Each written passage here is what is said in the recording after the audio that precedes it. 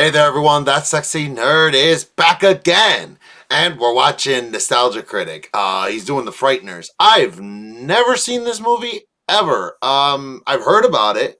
I heard it was like really, really good, or it ended badly. I don't know. Some weird thing. I don't know. I'm probably going into this blind, but I'm not gonna stop because Nostalgia Critic's been on a roll and it's nostalgia-ween. So who knows? This episode will probably be really, really hilarious. But I'm sorry to make it such a short intro, but I don't know nothing about this movie. So please like and subscribe if you want to see more sexy and nerdy content. And let's do this thing, y'all. Hello, I'm the ghost of the Nostalgia Critic. Behold my incredibly vague powers. The Dark Realm is a haunting, mysterious place that I plan to take you on an adventure through.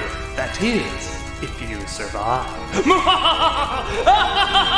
Yeah, you and like a dozen others. Take a number. So do I take a seat or... Anything away from my desk. Beetlejuice.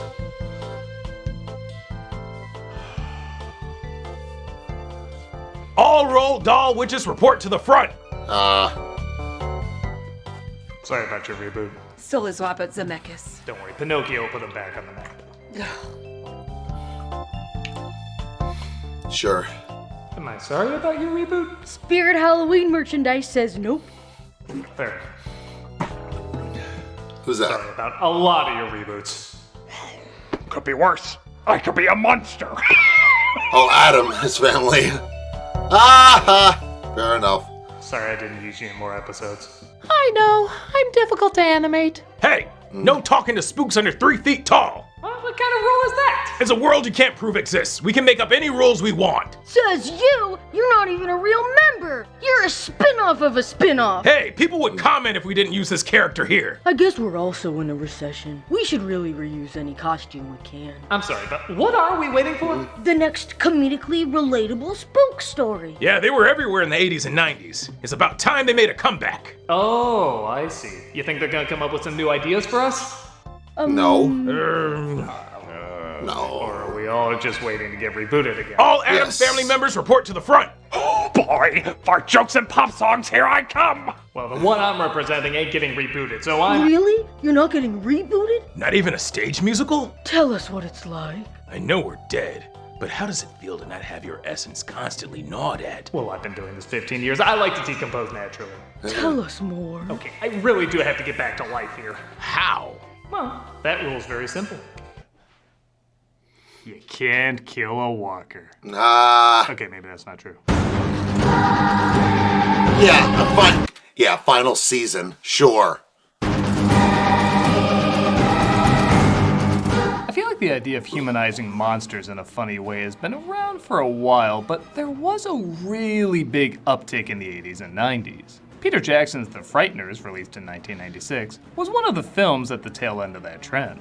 When it came out, I remember critics and audiences ripping it apart, with a lot of people saying, "This guy's gonna direct Lord of the Rings." But like many underperforming oddball films, it got some respect over the years. Some. There is a small but arguably growing community who enjoy this film, and honestly, it's easy to see why. It's a very easy film to want to like. It's mixing different styles, tones, and even effects to bring something that looks both adult and gritty, but also zany and cartoony.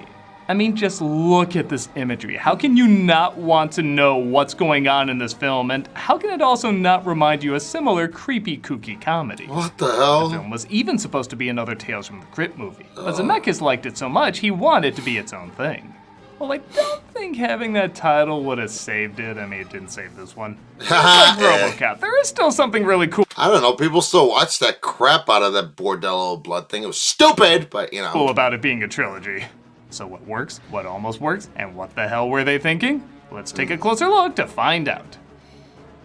This is a film I can't say is good no matter how much I want to. The Frighteners. Really? Oh, come on, you're doing the glowing Ghostbuster text. Don't make it harder to dismiss you than it already is, movie.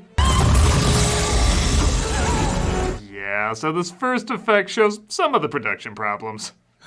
Apparently, everyone making this was so excited for it, they pushed forward its release date, which meant some of the effects had to be rushed or even outsourced out to other effects studios. Ew. In case you're wondering, yes, this effect sucked even for 1996. It looks bad. The people who would create Gollum, everybody! The wicked will be punished. Oh, you read Roger Ebert's review. As the credits roll, we're given some backstory about a ton of deaths that suddenly seem to be happening in this Midwest New Zealand town. The mystery heart condition that has killed over 30 people in less than 4 years has claimed another victim. Police are taking an eccentric approach to find the culprit. We're introduced to Frank, played by Michael J. Fox, who claims to be a psychic investigator. Yeah, how come he didn't see the corner coming? Psychic investigator? How come you didn't see the corner coming? Don't pretend you're lazy enough to do my job. I know I'm in trouble when I don't even believe this guy would get upset over a garden gnome being run over. We're gonna talk about a Musa! My poncho! My poncho! This dude looks like he'd get upset his wife never used the Peloton he got her for Christmas. The one she never asked for. I got your license plate number, you bastard! Yeah, you got his phone number too. He gave you his card, remember? This guy is Ray Linsky, and his wife Lucy Linsky, played by Trina Alvarado, is helping Patricia, played by Dee Wallace, after being attacked by the people under the stairs. No, wait, that's like the one horror film she wasn't in. I'm Dr. Linsky. I work at the medical center. No, you don't. I know who works there. My idiot sons who run Mom Corp! Carrying vegetables and a knife slipped I thought it was Frau Blucher. to your room this instant. Hi, D. Wallace. So I will say when the film gets psychotically strange, that's when it's really fun. When it's familiar callbacks, we just think of the familiar callbacks, but when it's a line or delivery that's over the top bonkers, that's when it's one of a kind. I can have her locked up anytime I want to. Well, that'll show me. And you can't have over the top bonkers without a Busey. Well, you can, but you'd be missing a Busey. Jake Busey plays Johnny Barlett, Oh, the killer executed no. years ago for going on a killing spree. Jake Busey. Switch, he was heard to scream, I got me a score of 12. I will say at first I thought this was clunky exposition via badly Wish it was directed Gary. news story. Like, oh my god, what news station sounds like this? But it turns out it's one of those exploitation VHSs focusing on murders. There's even a picture from one of Jackson's other films, Heavenly Creatures. I gotta admit, that's a pretty clever and fun way to get information across. Much better than renting this VHS. Bartlett's motive remains a mystery to this day. 12 innocent people gunned down. Yeah, I'm sure those are gonna get more rare. Things start going bump in the night, though, disrupting the Linsky's awkward comedy. We have got a poltergeist! Well, it's nothing that the police can't handle. They call Frank, who comes in to apparently exorcise the demons. Well, okay then. It's holy water. Wow, this was a Tales from the Crypt movie. Wow. We saw the joke in this film, so Zemeckis put in another film for nobody to see. Why are they in our house? All I can tell you is emanations are normally confined to the cemetery, although they do escape. It's usually the young ones. Fox is a great actor, but the problem with these scenes is they think they're funny because somebody made them funny before. This is clearly the Bill Murray inspecting the apartment scene in Ghostbusters. But that was funny because we'd never seen that before. And we're still not sure if half the stuff he's doing is legit. Here, he does the same thing, but literally nothing is added. I don't mind taking inspiration or even repeating a gag as long as you change something up. Where am I even supposed to laugh here?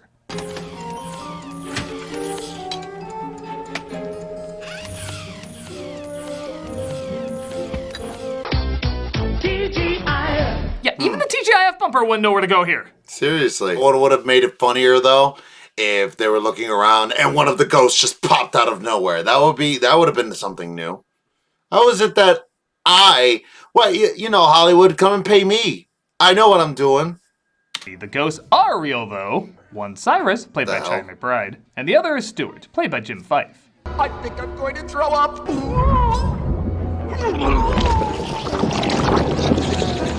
So the afterlife turns you into a Gushers commercial. Good to know. A lot of scenes kind of work like that. They show off the effect, which is usually dated if it's CGI. And then the scene just stops without any good comedy or character revealed. I was really looking forward to seeing John Astin as this cool-looking ghost who seems to have the longest connection with Frank. You think they're really gonna talk, seeing how he's thinking of retiring from haunting, but the scene just stops before it even starts. Too many skeletons in the closet. Every scene either ends with a bad joke or a bad effect. This moment's not even a minute long. Why not let them really talk? Both of these are great actors and could do a really funny and even emotional scene. But instead, they're like, hey, 1996, did you know we could do this? Oh, you think it works better if we call it PG-13 Casper? That's fair. Yeah, fair enough. Sadly, even the old school Peter Jackson gore couldn't work its way into this, because no matter how much they tried to cut it down to get a PG-13, the MPAA kept giving it an R, which is laughably ridiculous. This is so clearly a PG-13 film. Jackson was so pissed they made the death of a character 10 times bloodier than written, because if he got an R rating, he was gonna goddamn take advantage of it. All right, kid, quit jumping around and acting like a baby. This is serious. Christ, even as babies, I can tell those are Peter Jackson's kids. No wonder he directed Lord of the Rings. I swear this family is half Hobbit. Speaking of which, out of my way, I'm off to stab Nicholas Angel as Santa Christ. And I'll just say it, for all the Zemeckis-style showing off of effects in this movie, yeah, I don't blame Jackson. A lot of this has Zemeckis' stamp all over it. This has got to be my favorite effect in the movie. How the hell did they do that? Was that really Fox? Was it a stuntman they CG'd his face onto? Did they just plan it out really well? I rewound this scene so many times wondering how they achieved this simple moment more than any of the flashy effects in this movie. Shit. You know, I think Michael J. Fox actually did that because remember, he coined the whole sliding across the car to get into the other side thing. That took balls, man. We easily could have had another foreign PSA in our hands. He runs into a familiar face, though. Ray has apparently kicked the bucket and discovers only after death that Frank was telling the truth. Yeah, that does raise a good question. If he can really see ghosts, why does he need to scam people? Can you at least give me a ride so I don't miss my funeral? When the crypt doors creak and the tombstones quake, spooks come out for a swinging wake. What the hell are you doing in my graveyard? You have been told to stay away! In a really strange homage, I guess Jackson really wanted to pay tribute to Full Metal Jacket by having a character similar to R. Lee Ermey's. The original I thought it was him. I guess didn't do that great an impression, so they just got the real R. Lee Ermey. But in a strange way, that kind of makes it more confusing. Why is it just Full Metal Jacket now? Sound off like you've got him here! Yeah, well, it's a public place, Hiles. I do not like you! You cannot bring your spooks in here without my permission! And goddammit, Jackson, why do you always want your actors to kiss me? That makes me physically ill! I'm not supposed to be here for another 22 years! Speaking of typecasting, hello, dumb cop who always plays dumb cop. You're on business, I guess. Not exactly. He's always in like R. Lee Ermey, he does always play his one part well. Isn't that Doyle? He gave a look like, yeah, that's what people do. Frank meets up with a Morning Lucy, and Ray pleads with him to tell her he's still around. Perhaps you might have a message from Ray?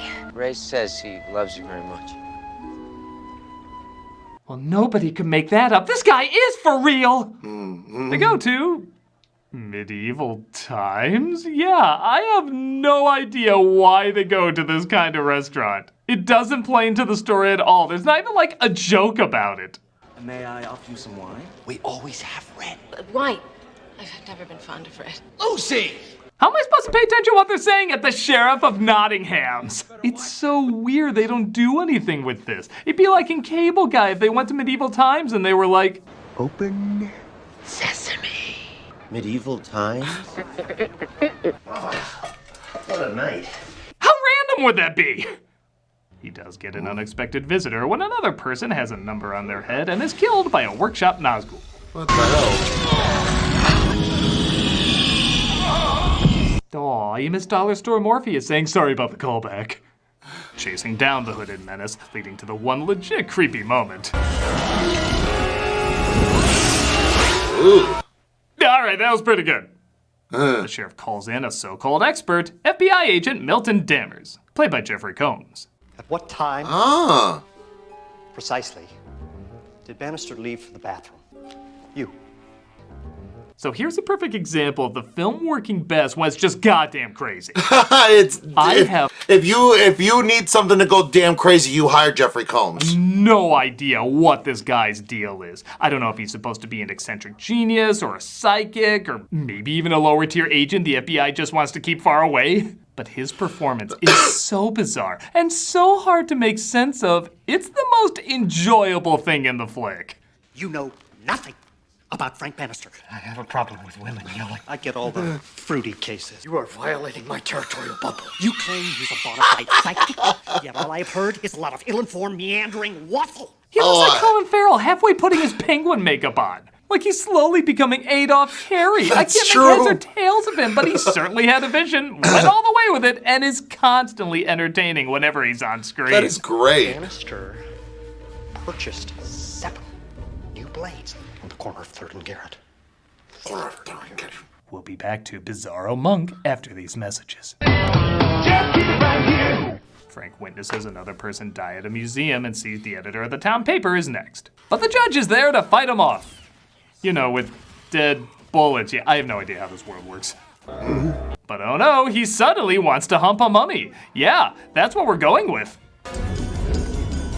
Oh, what the hell? We know what the Mummy's Alive meets Addams Family porno spoof would look like. Yeah, we have our guns set to everything in the museum but Michael J. Fox. Why? I like it when they lie still like that. Oh, you're making Gomez scary for completely different reasons than he should. Frank tries to get the editor to someplace safe. Well, safer. Oh no, he can't just turn around and get her. Oh, okay, I guess he really can't. The monster does eventually catch up with him though and takes her life. Once again, Milton gets probably the funniest scene in the movie. I seriously doubt we will see Mr. Bannister anytime soon. The man is resourceful beyond anything you can comprehend. Hello, Frank. Can every scene just be that guy? Frank turns himself in and asks probably the most important question in the film. You know me? Not really, no.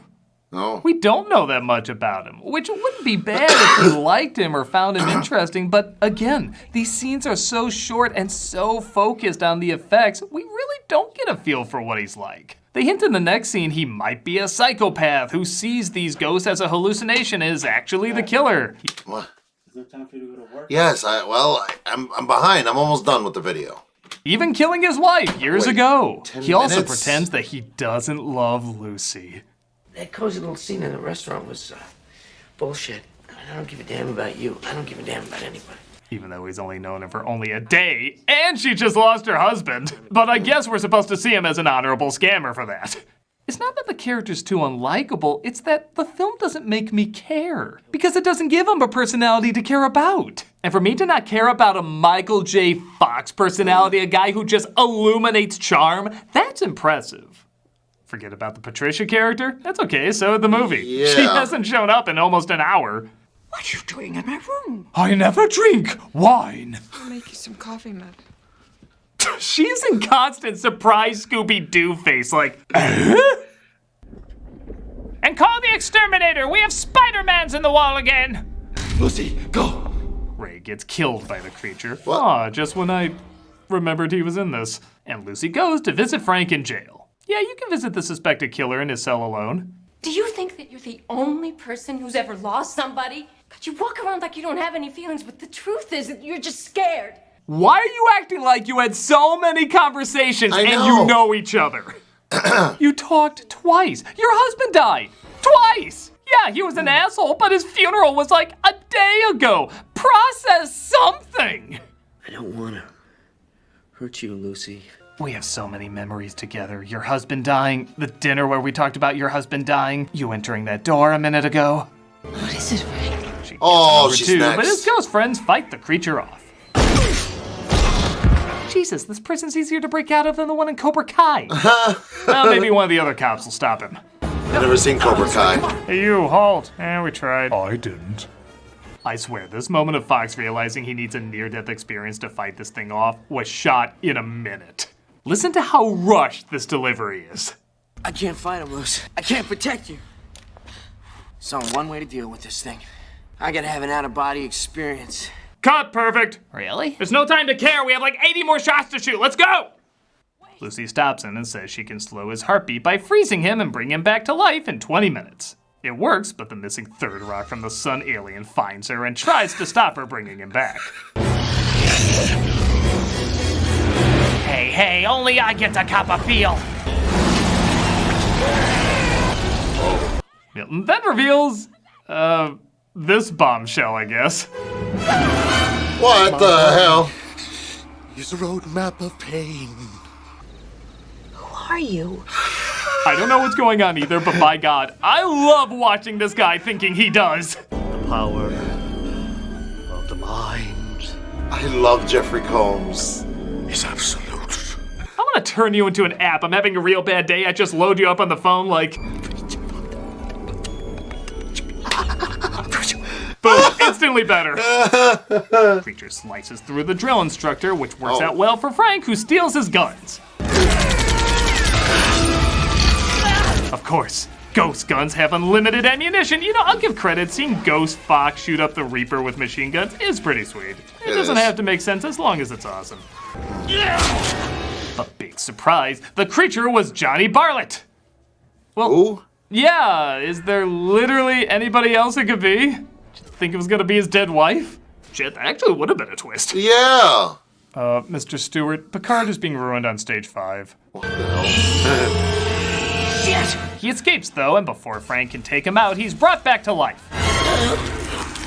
I was oh wait, that was the R guy.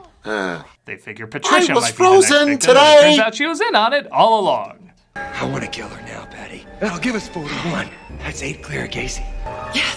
Now, I'd be lying if I said I followed this because, what, he was chasing around in the opening just for show? I'm Why lost. didn't she leave the mother earlier? Has she just been switching back and forth the whole time? To me, it raises a lot more questions, and I could be missing something, but honestly, it doesn't matter because, again, these two bring much needed lunacy and spontaneity. Yay. Like Milton, they are just so much fun to watch. You can come. Oh, he's literally doing my brain. Plus, I do love that everyone thinks she's a killer. The film is trying to convince us everybody's closed-minded, and then it turns out she is a killer. I kind of love how twisted that is. Yeah. No, my carpet powers. Yeah, I'm sorry. You need some rules if you're not going to be funny or I scary. might want to watch this movie though. Where is this place? On that note, the climax does get a little fun and creative as they have to get Johnny's ashes to a chapel and a hospital. Yeah, I don't know, but Frank starts seeing visions of the shooting years ago. Yeah, again, I don't know, but these two are a hoot, and now Milton's thrown back into the mix. You're next, pal. Well, they do strangely have better chemistry than Lucy and Frank. That's true. Here's Foxy. I'm an asshole. With a noose. Okay, so remember that death I was talking about that Jackson made extra bloody so he could feel the R rating was worth it? Of course it's Milton's! What? It's official, nothing about this character was subtle. Frank realizes they were the ones who killed and carved the number into her head, so he tries taking Patricia with him to the afterlife, but Johnny pulls her back. Bye, Frank! Oh God, we're in Jake Busey's father's colon. The drag to tentacle hentai hell. Hey, to some people, that's heaven. And Frank's friends and even his wife tells him he's not ready to perish yet. Be happy. But don't date any other women than me. Hey, want to get married? Sure, I forgot I even had a husband. What do you know about Ouija boards? It looks like Milton is forced to be the sheriff's guardian angel, and even Lucy has the power to now see ghosts. How?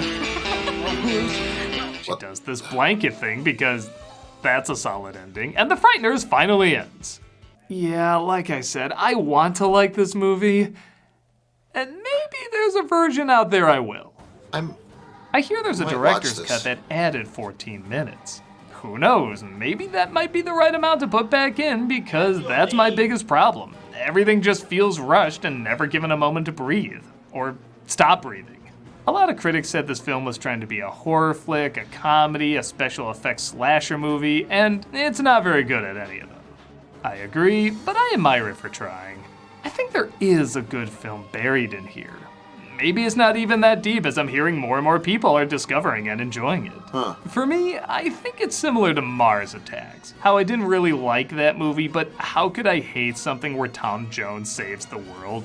I don't like it, but how can I truly hate it? Just the bizarre mix of cartoony and gritty imagery is too interesting to entirely dismiss. Had the film focused more on the crazier moments like the scenes with Bartlett, Patricia, and Milton, I think it could have been great.